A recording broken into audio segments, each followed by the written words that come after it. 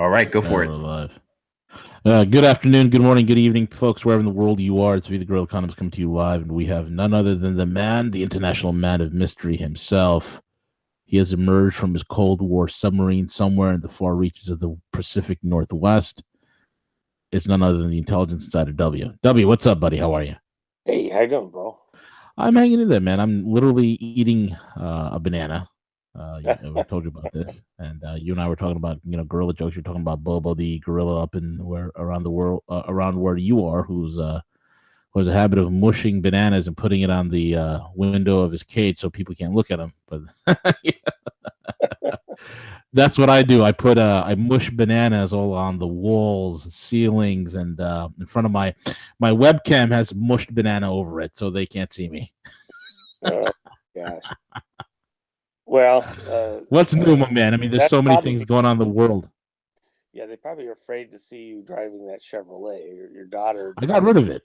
Shelby. Oh, good. Okay. Yeah, I'm waiting for that GT 500. Good. Okay. Well, that'll Yeah, I've seen the light. I've seen the error of my ways. yeah. Well, we got W, stuff what's going what, all over the planet today. That's just well? very Let me troubling. unleash you. You go for it, and you tell us what the hell's going on, man. I mean, it's insanity. Go for it. Go ahead. Well, there's a certain logic to it.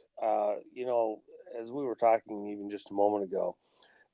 If you step back a bit and you look at all of the things that Trump has focused on and is doing, um, in my opinion, and a growing number of other people's opinion, uh, uh, these locations that Trump was very verbal about from the outset were places where the CIA had become heavily involved in creating situations of conflict for our country, surreptitiously, and was prepping us to be in a wartime condition in some of these locations.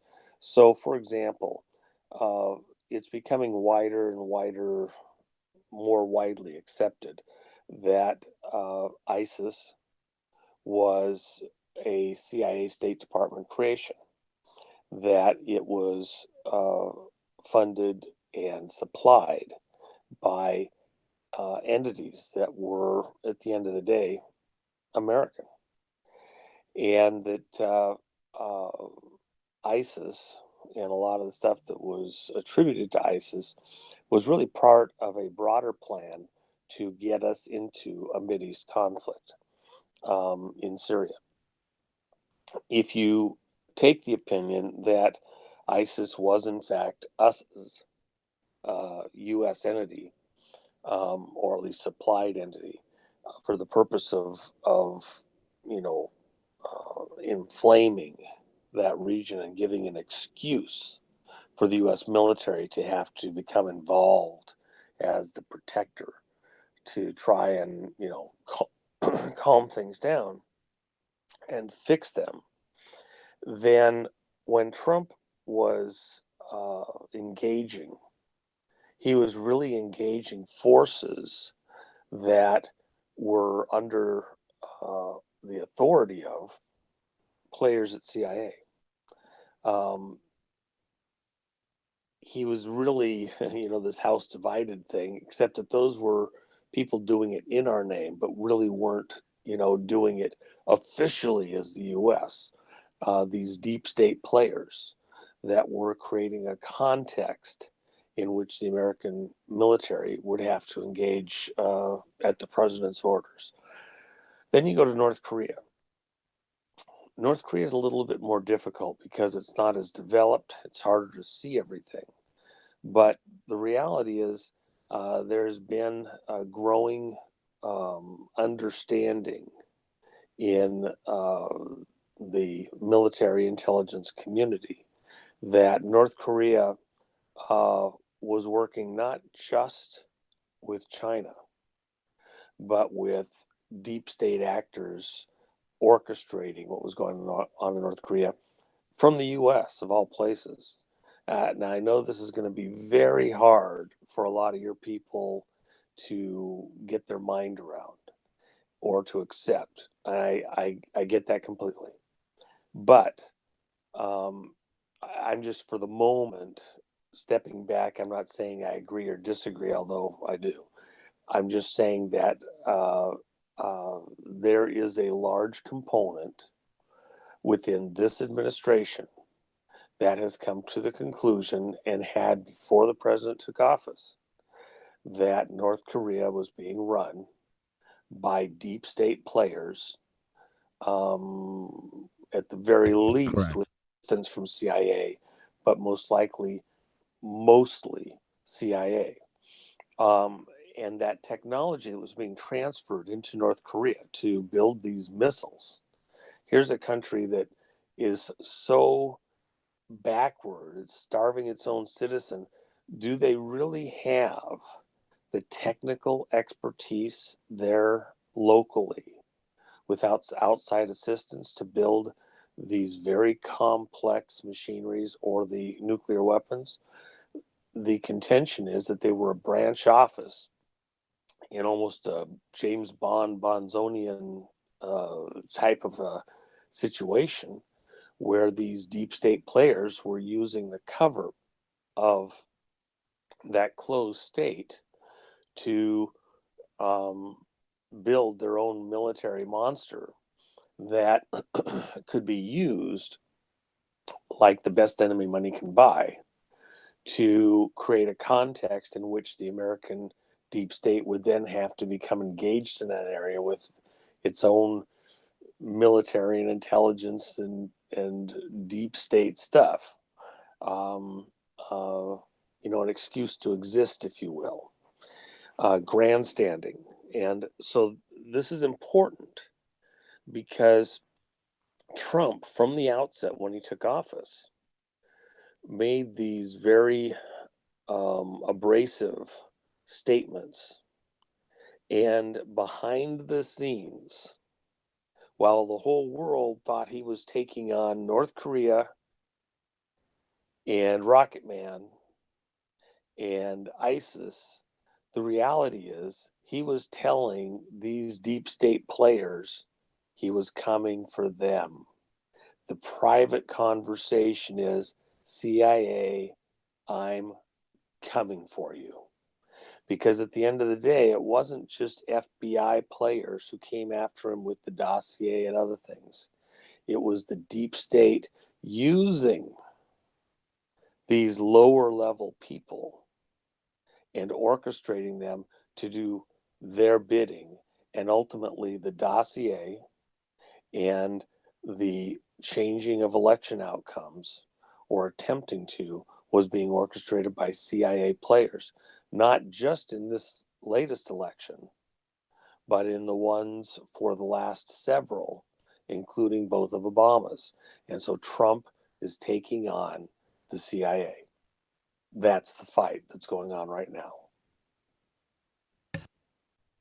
And it's remarkable to see this. I mean, you mentioned North Korea and the fact that it is a deep state creation.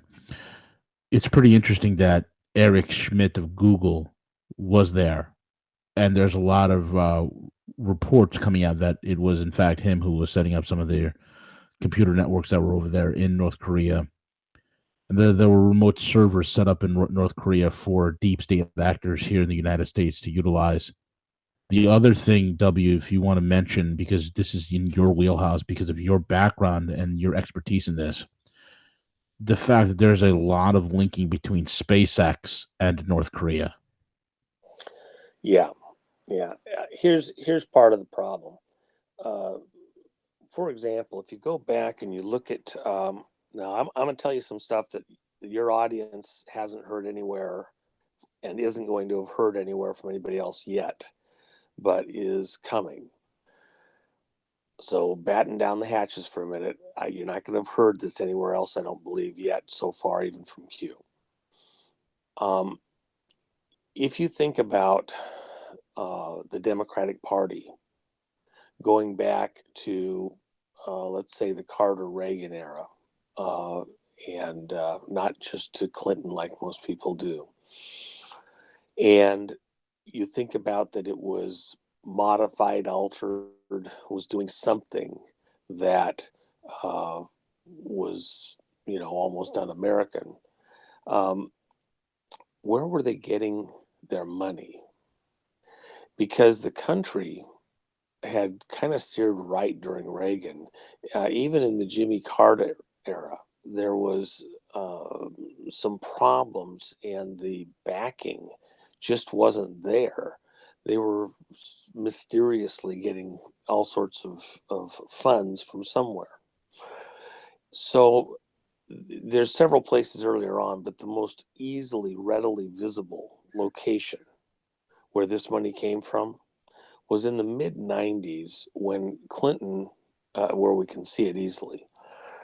In the mid 90s, when Clinton was in these legal battles, while he was president, he had personal legal issues, Paula Jones and other things, where he had to be able to fight back in court. And it was very expensive. So his own attorney, Barnett, I can't think of his first name off the top of my head, and this is a published thing. It's not something that you can't go find. It's just very, not was not something that was widely published, but it was published at the time. His attorney Barnett advised President Clinton to speak with an attorney by the name of Bauer at the Perkins Coie law firm in the Northwest. Now, Bauer, by the way, you'll hear people talking about Perkins Coie, Perkins All the Co, time, yeah. all sorts of things. It's not Coy or Co or whatever. It's Perkins Coie. Perkins Coie, who I have dealt with on numerous occasions over many decades. Perkins Coie is a pretty well-established Northwest law firm with offices all over the world. Barnett, Clinton's personal private attorney, recommended that Clinton go to Bauer, who was one of the senior partners at Perkins Coie, both for legal assistance and financial assistance. Why financial at Perkins Coie? Well, right there on Perkins Coie's website in that era, it talked about the fact, and since, that they were also the law firm that was working with China, including China's military. At the same time, they were doing legal work for American defense contractors and other large firms here in the US. So they were getting paid huge retainers and legal fees for working with essentially China state, China military arms in helping to secure contracts here in the US. If you look a little further in all of the Clinton scandals, what was going on with the various groups, including out of Indonesia, which was um, a proxy for China on the money side, Lippo Group, Riyadi Group, out of Indonesia. It was Chinese money that was being funneled into Clinton's reelection campaign.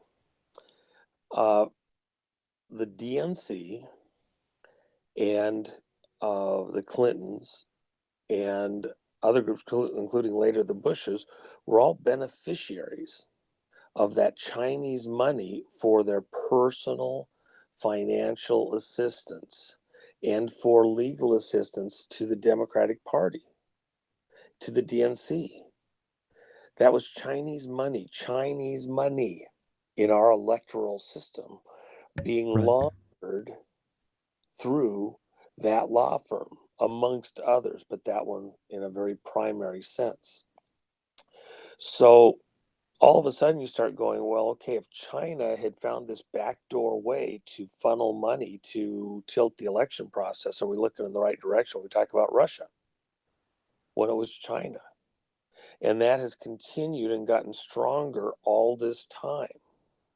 And uh, if you look at where the activity is right now, that is being alluded to, for example, by Q, it's actually operations directed at China and that region of the world to take out deep state players, starting with this nexus around North Korea and their involvement in our electoral process here in the U.S. The Russia thing was a feint, a magic act to direct all of our attention in one direction and the focus of the nation. Trump's people have seen past that and have gone towards the real problem, which is this Chinese money undermining our electorate, our presidential elections, going back to, at the very least, the Clinton election, and probably Bush 1. Yeah, that's huge. And I think more and more revelations are about to come out. Well, we have SEAL teams picking people up right now. So if you remember, too, when Obama, where was his focus? He was supposedly, this Hawaii guy and went in Hawaii. Where was all the birth record issues, which is stuff that we're going to get to shortly? Not in this program, but in the subject matter. We're only a few weeks from revisiting that issue, President Obama. It's coming. We didn't drop it and we didn't forget. And you cannot use nuclear submarines for mischief and not get your hand slapped. So those things are only a few weeks down the road. But Wow. first, there's a few people to get out of the way. And Q alluded to yesterday that they already had one of the prison facilities completely full at Guantanamo Bay, and they're building more. So there's a certain crowd out there right now that is saying that they're waiting for Trump to do something. They're upset because Trump hasn't done anything yet. Why aren't we seeing arrests and everything else? Actually, there's been a very steady process that started after the first of the year, going out and getting many of the lower level players that had knowledge, had records, had access to information, and essentially building the case. When you're building up to the big interviews, there's a couple of strategies that can be used when you're trying to collect information, but usually you don't start with the top guy, the John Gotti or whatever. You start with captains and lieutenants, and you get pieces of information and you begin to build your case so that when you do go take the main person out, you don't have to work a deal with the main person to find out what happened. You already know what happened. You're taking them so you can take them to court and get a conviction. And it's not going to be based on their testimony, making them testify against themselves, which is not the way we do it in our system. The other thing is that the reason they're putting these people in Guantanamo is because, number one, a lot of them aren't U.S. nationals, and their work does amount to a type of terrorism, in this case, trying to foment wars, that involve the whole world. Because if you go back and you look at what happened at Syria, and at Libya, and with the whole Muslim Brotherhood campaign, which was a subject that you and I first spoke on, as you understood that I had familiarity with it, Right. Years and years and years ago. This situation in the Mideast, when Benghazi happened, nobody really understood the background on Benghazi in the media. And that day, before even 12 hours had expired, I was doing briefings of people in the media and actually ghost wrote some articles explaining that Benghazi was about gun running, going up to Lebanon, Turkey, and Jordan, Correct. preparing to go to create a civil war in Syria uh, in order to take out Assad. And that the earlier Muslim Brotherhood activities and deep state activities across North Africa were actually about building a momentum, uh, taking out Gaddafi first, and then moving on to and other governments in the area, Egypt and uh, Morocco and things like that, which they didn't succeed there. Uh,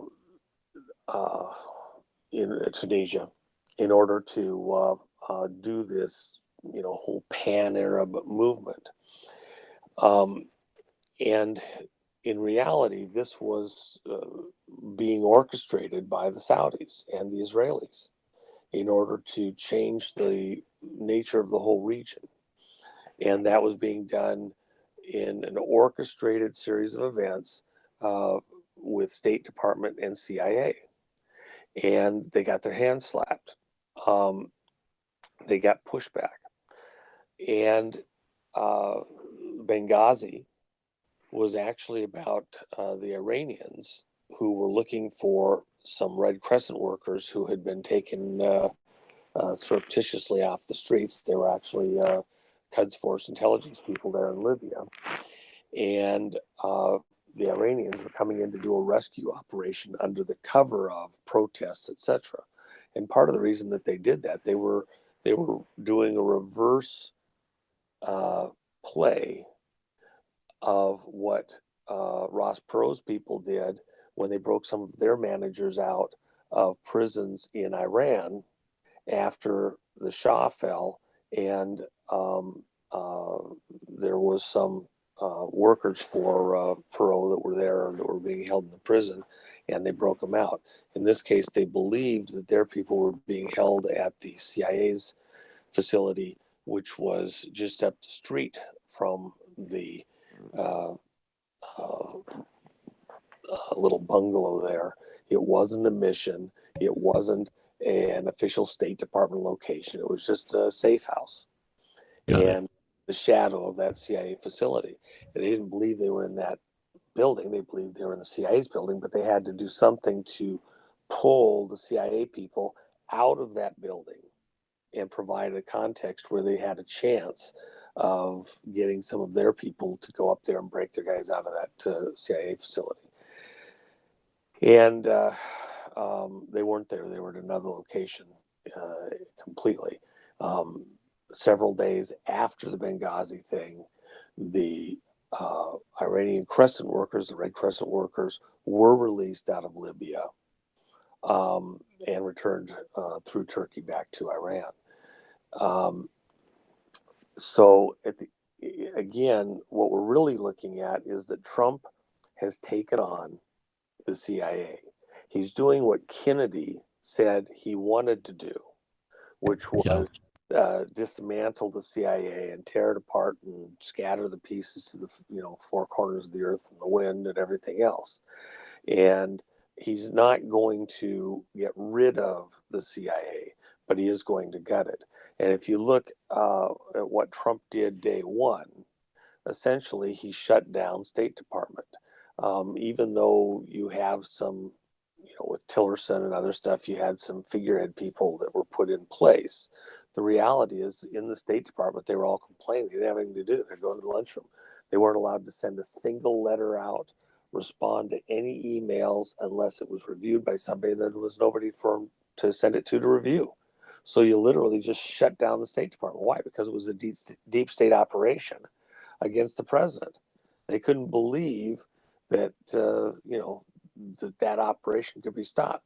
But when Hillary didn't get the presidency, back when Obama was elected the first time, where'd she go? She went to State Department. The State Department and the CIA have been working hand in hand for a very long time, going back to the Dulles brothers, when one of the Dulles brothers was head of the CIA and the other Dulles brother was head of the State Department. And that union of those two agencies working hand in hand has continued down through all those years.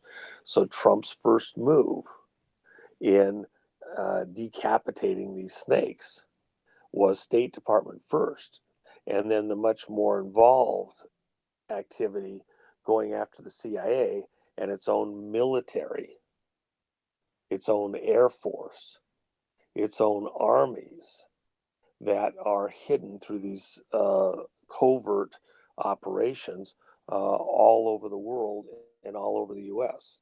And that's a bit more involved. And then you get to things like Las Vegas, things like the faked shootings and terrorist activities across the country, and ultimately in the newer history to 9/11 with this deep state involvement, ultimately back to Kennedy and the records being released there, and Bush won.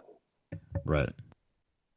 So I will mention, just as an aside, Q has been talking in the last few days, which if you're not up to speed on the Q thing, you need to take the time and get familiar with it. There's a couple of locations, and maybe CJ could put up one of the posts. I'll try to give you some assistance on that, where there's people that have gone in and explained Q from the beginning back in October when this person, or persons, it is a group, first came on the scene. They are back channel providing, this input on what's happening in this battle that the president's doing with the deep state, and bringing a lot of people to start doing the mental gymnastics to understand why the president has to take some of the actions that he's taking. It's an interesting conversation. It's not for everybody, but it's not supposed to be for everybody. It's supposed to be for those that, want to, understand the deep state operations and Trump's equally deep state combat that's going on in this covert intelligence community.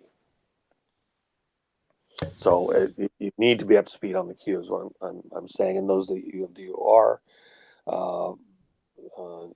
going to be well served in trying to understand what's going on in the country in a broader sense. The other thing I will say too, CJ, that was you mentioned that you're going to have Tracy Beans on later in the week.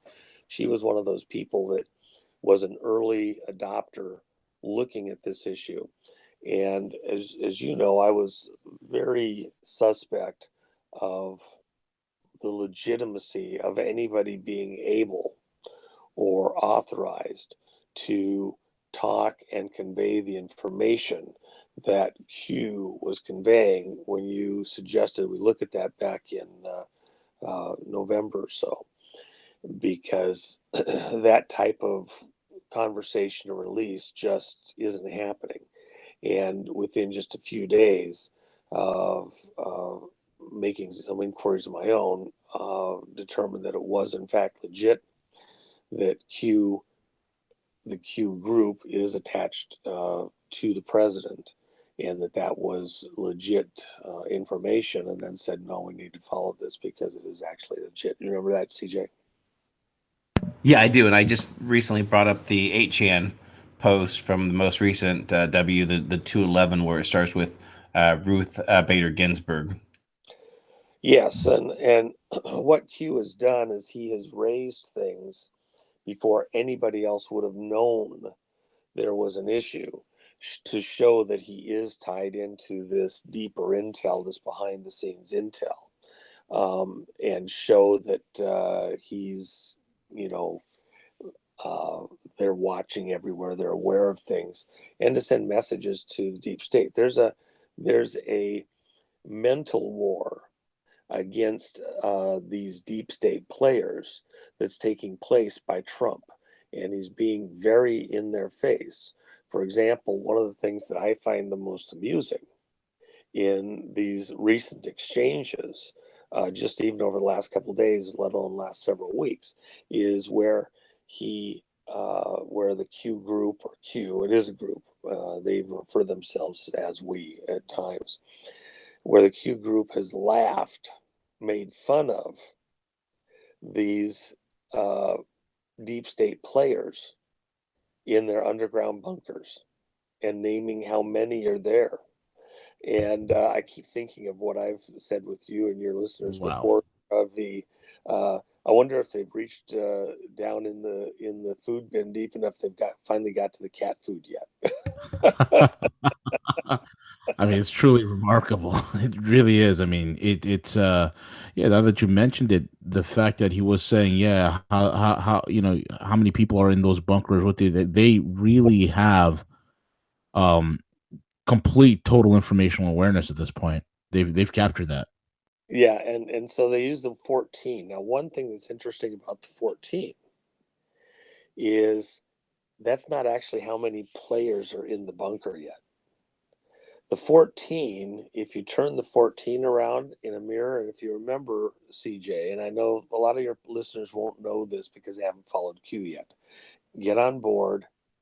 You need to pay attention to stuff, because if you're listening to Q, you're listening to Donald Trump in the back office. You get to be a fly on the wall. That's what's happening. He's giving you Wow. information about what he is thinking and doing, and you get to be a fly on the wall with his military intel people. What the heck's going on? So you want deep inside, you want to talk to the guy that's the real insider with Donald Trump? Well, it's Q. And Donald Trump has authorized him.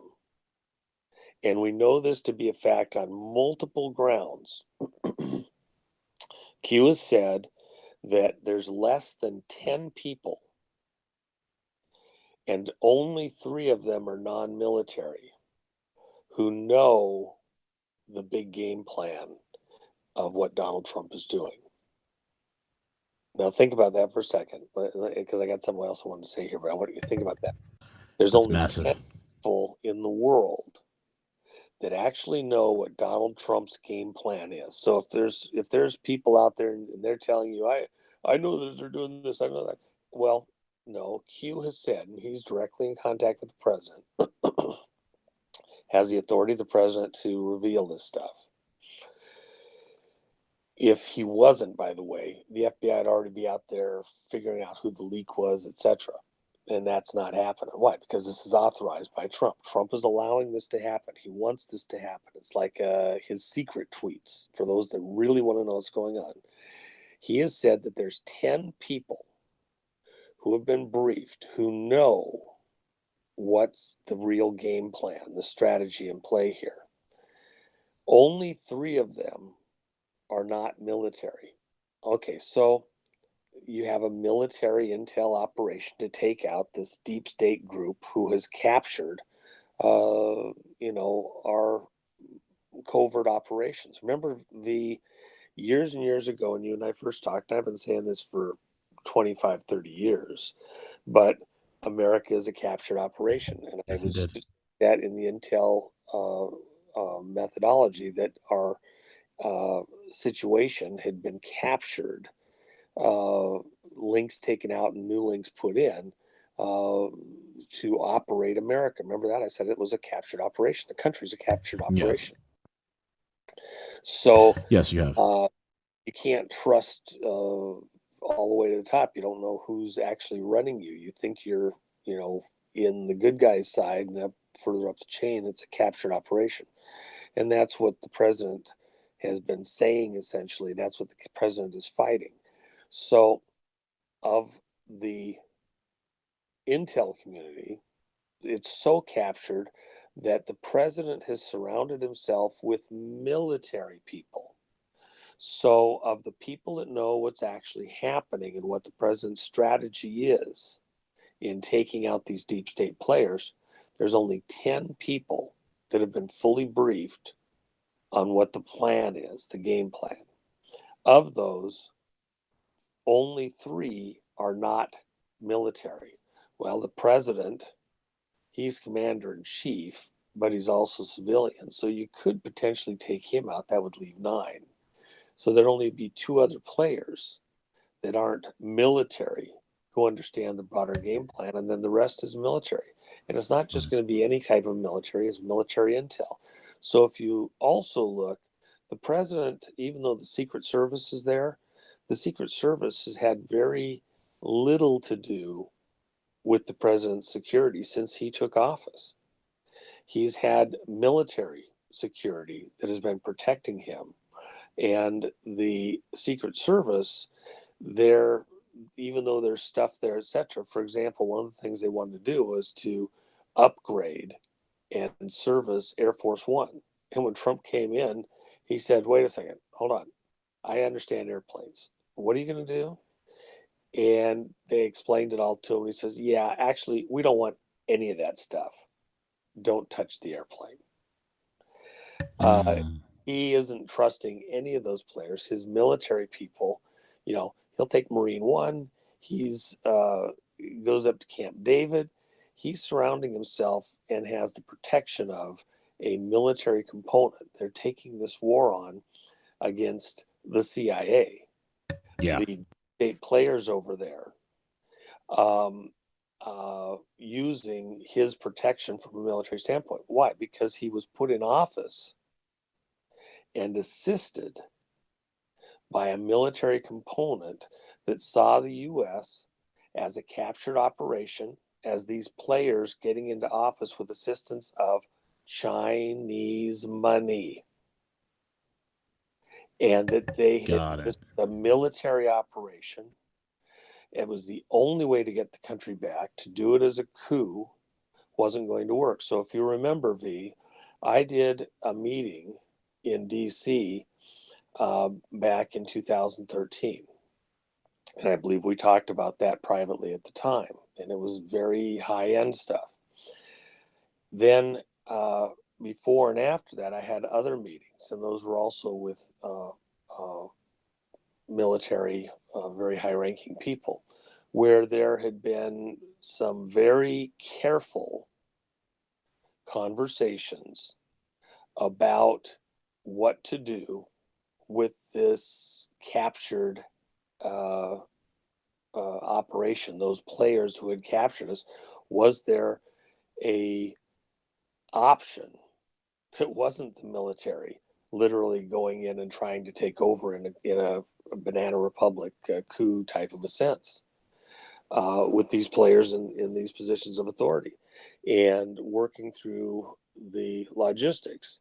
I had said at the time that just would not work. It wasn't. You have to do it through the electoral process, or you're not going to be accepted by the American people. That was my contention, and had lobbied that you got to find a way to do it legitimately. I think that got some traction later, and that there was a certain understanding that was the case. Even this thing about Trump saying he wanted to have a military parade in Washington, D.C., is a little bit of a baiting ruse. I don't think he wants to do anything like what people are visualizing with the a banana republic, military thing. Communists do it all. Right.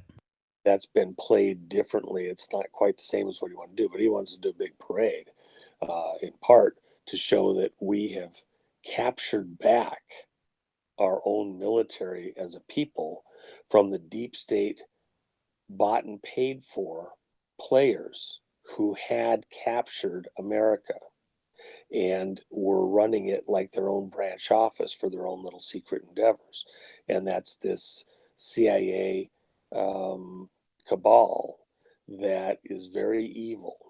Now, one of the interesting things, and it was where I was going a moment ago, in one of the Q posts, one of the lines is relates to this 14 in the bunker live.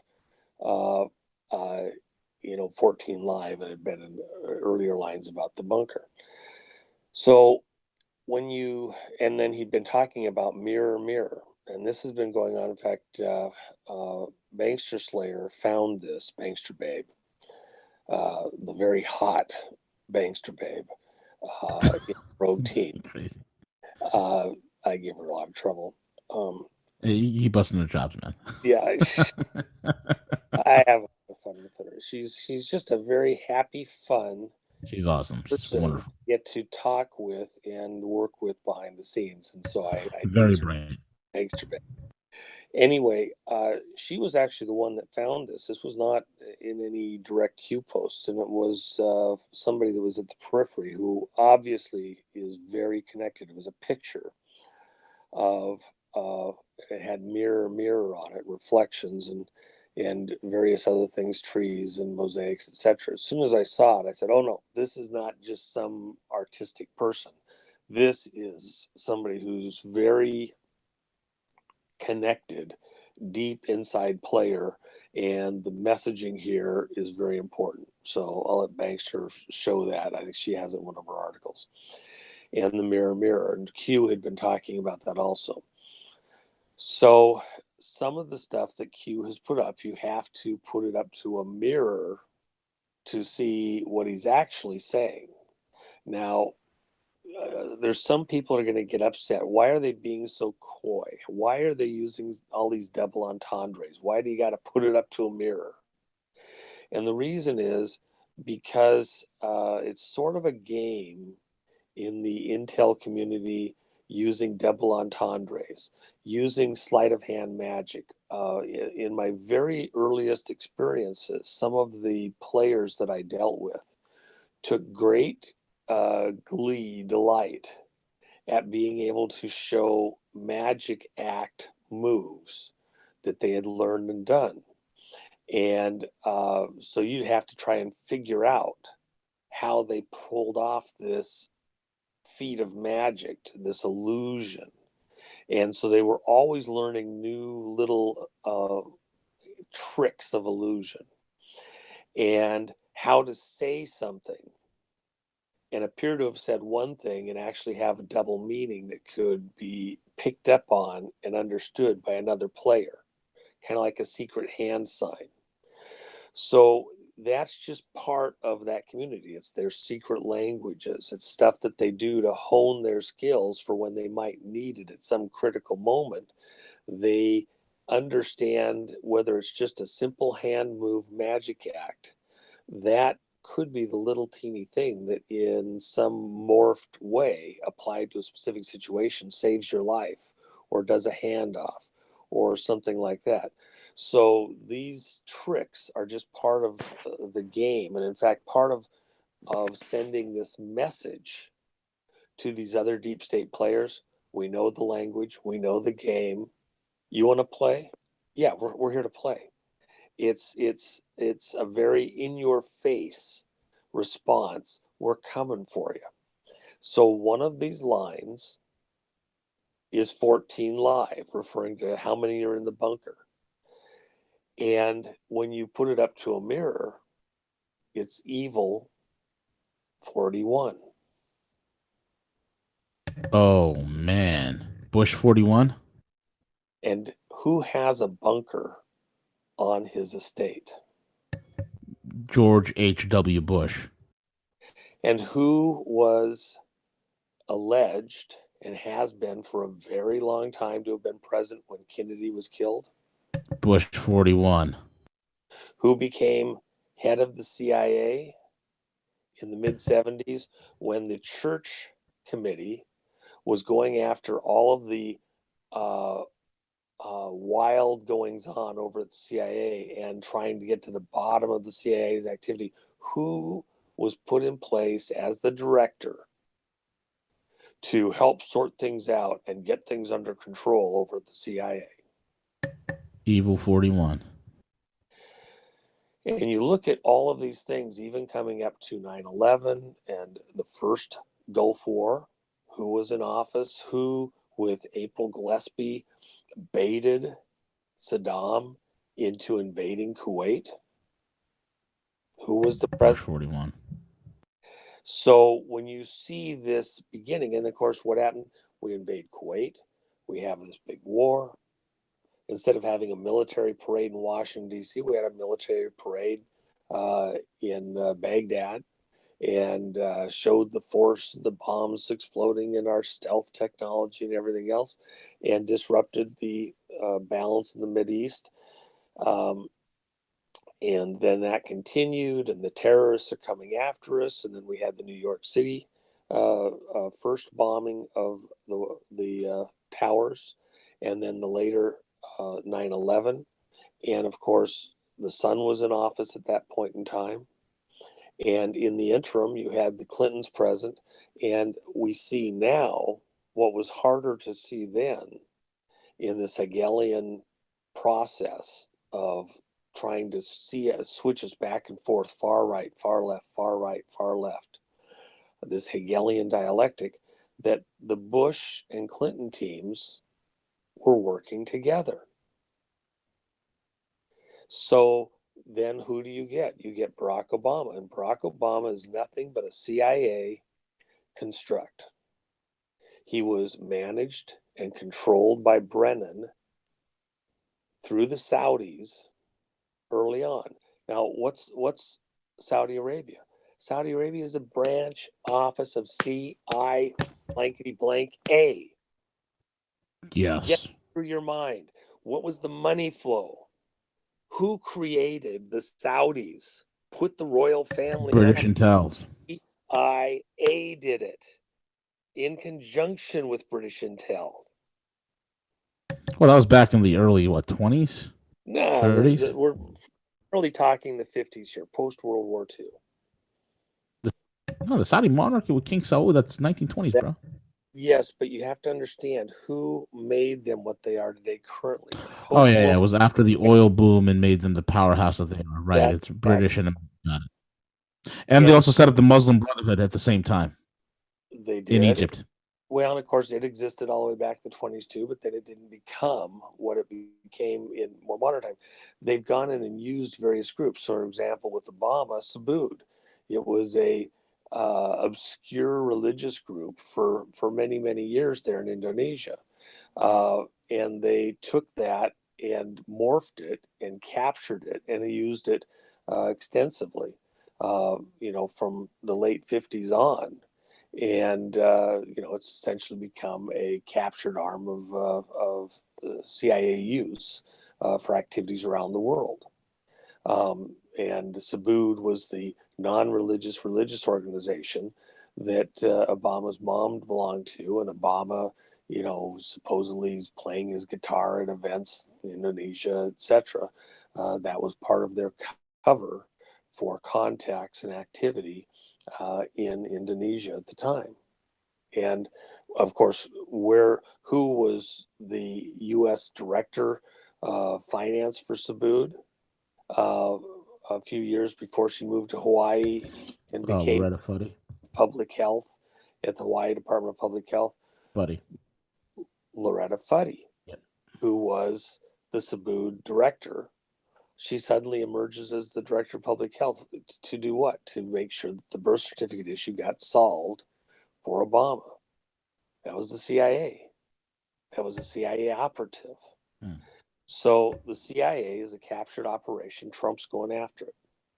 And because it was being used all the way back to its early years, where did the CIA come from? It was the OSS players, Office of Strategic Services, from World War II that became the CIA and just continued those intelligence operations. And what was it based on? It was based on MI6, the British intel operation. And so a lot of the players had connections in both camps working together. And they had projects in common, like you mentioned, the Saudis. So to a great extent, the CIA has been running Saudi Arabia like a branch office. The money, the purchases, the flow. Remember, what did the U.S. switch to from silver and gold backing on its currency. It switched to not nothing during Nixon, but to oil backing. We backed the dollar with the free flow of oil, energy. And that energy primarily came out of Saudi Arabia. That's where the lowest lift cost is for oil on the planet. And so by controlling that, you control the oil value across the world. And so the dollar has been backed by Saudi oil. And it's our Navy, our Air Force, our military, our State Department that has guaranteed the safe passage of oil from Saudi Arabia around the world, and oil from everywhere. And in exchange, they have restricted, OPEC has restricted, anybody that wants to buy their oil has to buy it in dollars. They got to find dollars or whatever. So we have been the protector of energy flow across the planet. And it's better than gold, better than silver. It's a reusable commodity. People used to get upset with like Amway and things like that because they're just selling soap. Yeah, but they need soap every day. They got to keep washing stuff. Well, you need energy every day. So you have these, multi-billionaire trillionaires because they happen to be the ones controlling the flow of money, including the shipping and things like that with front players. So these money conduits have been picking our political leaders and putting these faces up that look like they're the leaders, but behind the scenes, they're puppets to these players that are really running the intel agency and the State Department. And Trump was never supposed to win. Trump did win and is going after it. Now, if you remember, before Trump was elected, when you first asked me a year before the election, Trump could be, the president. He could, he's going to run. And I said, the problem is they'll never let him be president. They'll never let him get elected, was my belief. But even if he did get elected, they'll never let him be president. Well, that's what the fight is. It's been that type of a fight. Now, with this military assistance behind the scenes to Trump to both get the election and then take on the deep state, CIA and State Department, and all of their little minions around the world, they've made a pretty good fight of it. And I think they're succeeding.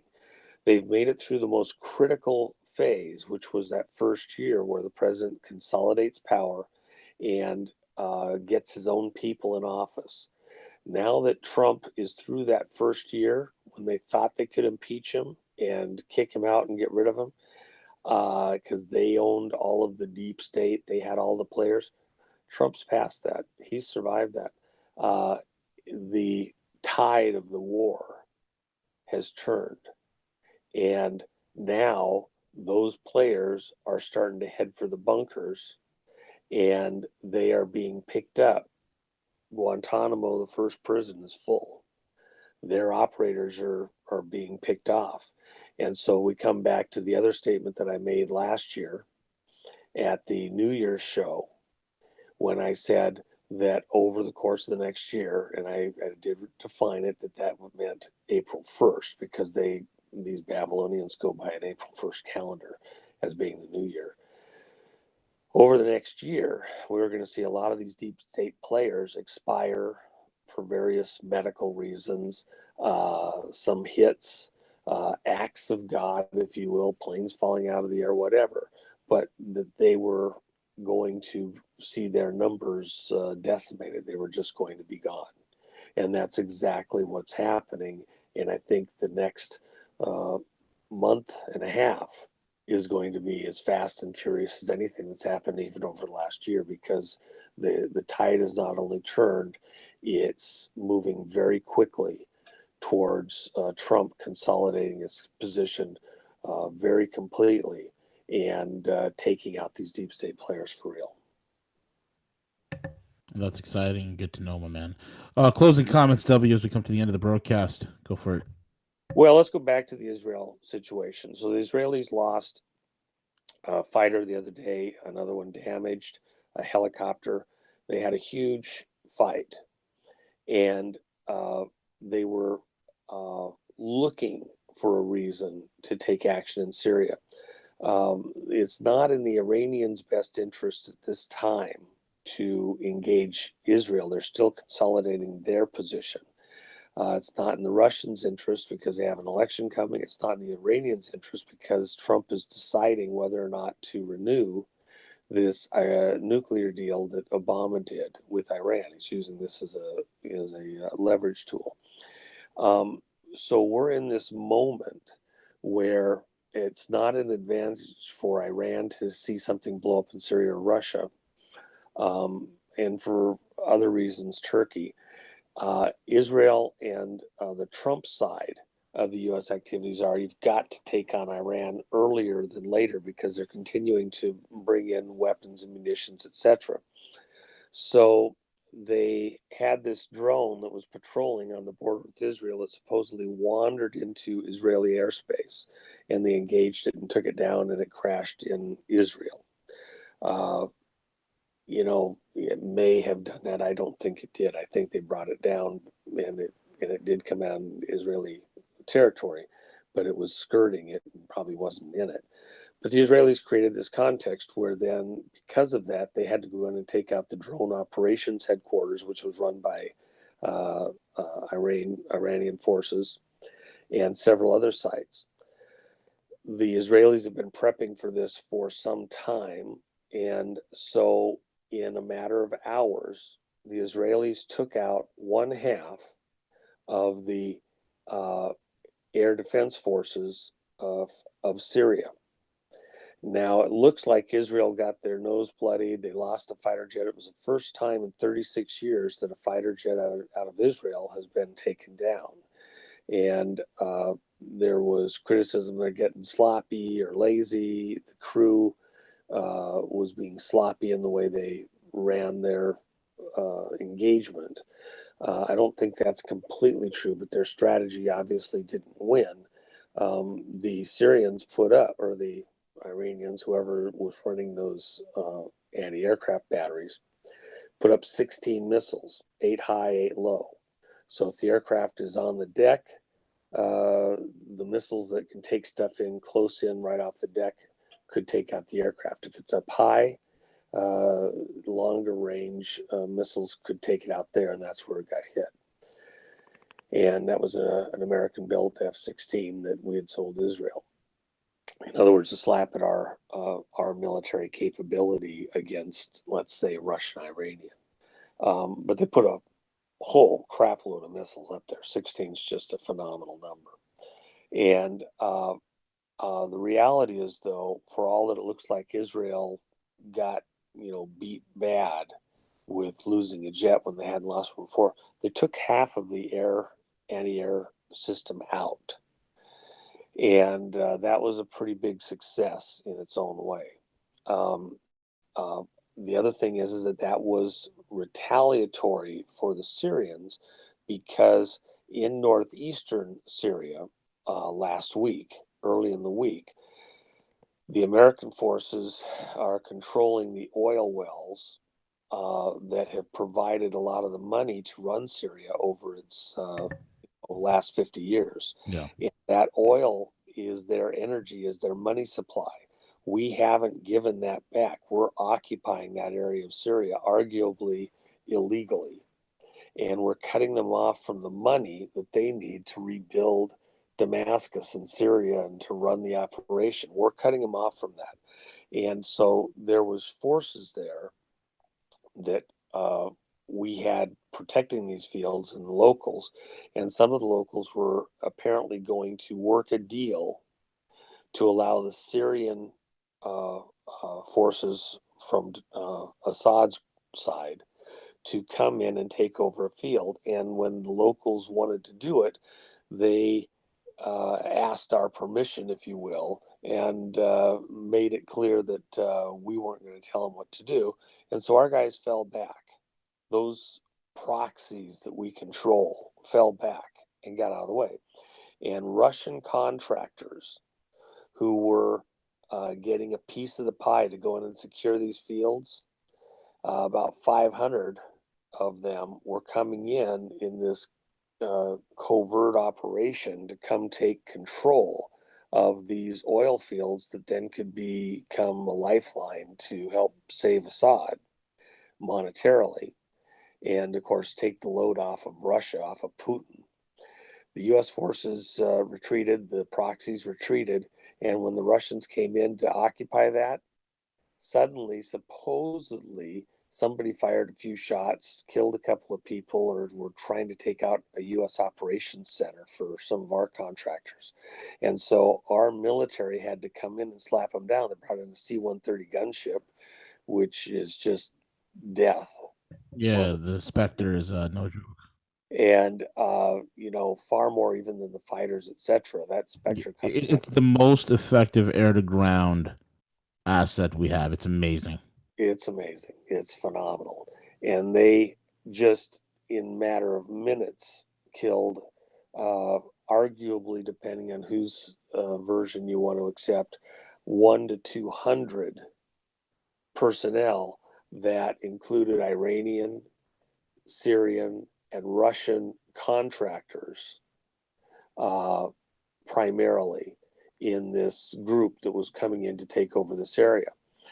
That was a huge blow to the Russians and to the Syrians and to the Iranians. And it let them know that we had baited them in, and they took the bait and they got slapped hard. So this event that happened that led to this Israeli aircraft coming down looked like a bit of tit for tat. And the Israelis came in and got baited into a situation where they lost an aircraft. But at the end of the day, while most people in the Arab world and in the Persian world considered it a victory because they took down one aircraft, where the Israelis haven't lost one in 36 years, and damaged a couple other another aircraft and a helicopter. The reality is I'd put that in the win column because they took so much of their air defenses out. Now the problem is, and this is where I'll wrap it up for today with your audience, the problem is it's an excuse now for the Russians to further build out and bring in more new equipment, their SA-4s and SA-5s, even the SA-3s, to fill out the Syrian air capabilities, anti-aircraft capabilities. And so the backfill to replace the stuff that did get taken out is with far more advanced technology. So let me just give you one other little clue, though. We lost some aircraft. We've had some boats running into each other, etc. And what you want to listen to, you want to do, you want to track down, you want to get a guest on about V in the next couple of days, and CJ. When Hillary was at the Rose Law Firm, she did patent protection and patent where people were doing stuff on somebody else's patent type law. That was part of her practice. And one of the companies that she did stuff for had created what amounted to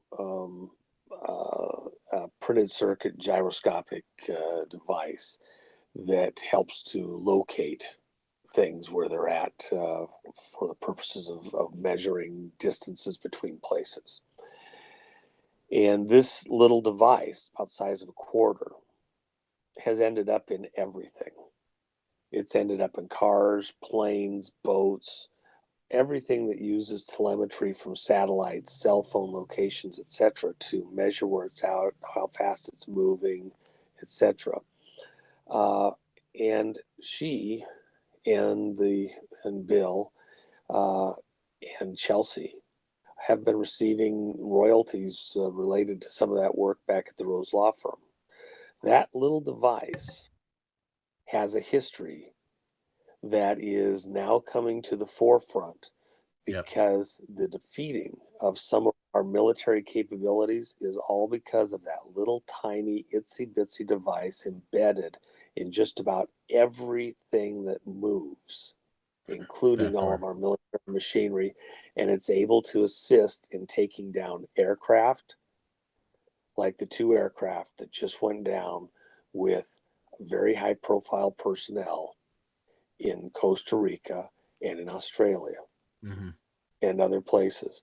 And she is one of the people who was involved in that way back into the 80s. The big device. You want to talk about treason? You on this? I fail. Go ahead, W. Yeah, no, you're going to want to have an interview, and I'll give you somebody to talk about this. Yeah, we'll definitely take that. We'll definitely do it. You there? Yeah. Yeah, yeah. We'll definitely take that interview, man. Because we're out of time. But to say the Clintons are treasonous, I failed to find any sort of words, and it just I rejoice for the day that they're either brought to justice and or are summarily killed. Well, you know what? Okay. So here's the great part. Yeah. Nobody even heard this before. I'm telling your audience this first. What's so exciting is that same little device is what helps to locate. It's the primary measuring device that's used to help locate where the ankle bracelets are at all times. Is there a certain justice to that? Is there a certain justice to that? Brilliant. So when Hillary puts her boot on to cover that little sucker every day. Yeah, because she has a broken toe for the last several months. It takes that that have to wear an ankle bracelet, the more money she makes in royalties every day. There you go. Talk about Red October. Red October, indeed. Very well said. You killed us. W, thank you so much for joining us, man. It's very insightful. Your words are ring hard. They ring true, my man. Thank you so much. All right. Take it away, CJ.